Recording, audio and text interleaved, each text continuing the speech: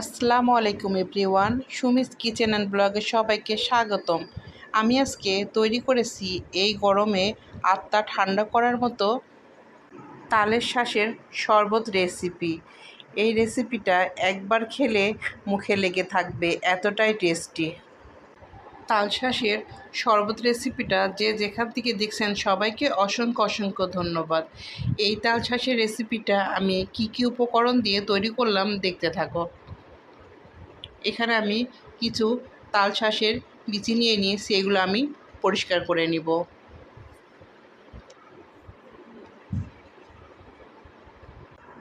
তাল শাঁসগুলো যারা পছন্দ করেন তাদের কাছে অবশ্যই ভালো লাগবে এই শরবত রেসিপিটা।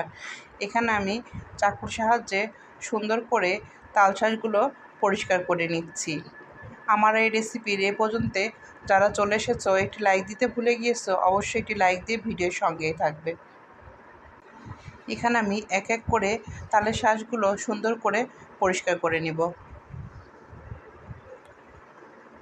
এরপরে আমি চাকুর সাহায্যে চিকন চিকন করে কেটে নিচ্ছি, যেন শরবতটা করলে মুখে দানা দানা বাঁধে।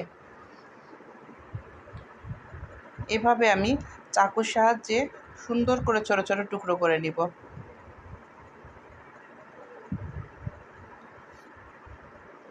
এভাবে তালের জুস একবার বাসায় ট্রাই করে দেখতে পারো, এতটা টেস্টি।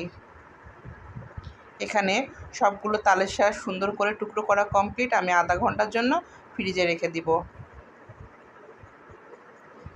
এরপরে আমি একটি পাত্র নিয়ে নিয়েছি, এখানে পর্যাপ্ত পরিমাণে আমি ঠান্ডা পানি ব্যবহার করছি।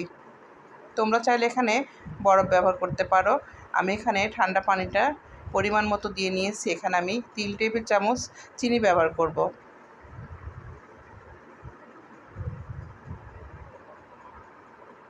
চিনিটা দিয়ে আমি সুন্দর করে মিক্সড করে নিচ্ছি।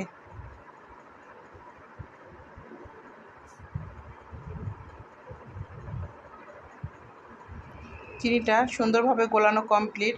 আমি যেই তালের শাঁসগুলো ছোট ছোট টুকরো করে কেটে রেখেছিলাম, চিনির পানির মধ্যে আমি ওইটা মিক্সড করে নিচ্ছি। দেখতে কতটা সুন্দর লাগছে তোমরাই কমেন্টের মাধ্যমে জানাবে। এরপরে আমি লেবু টুকরো করে গ্লাসে দিয়ে নিচ্ছি। এরপরে যেই তালের জুসটা আমি তৈরি করেছি শরবত সেটা আমি দিয়ে নিচ্ছি গ্লাসে।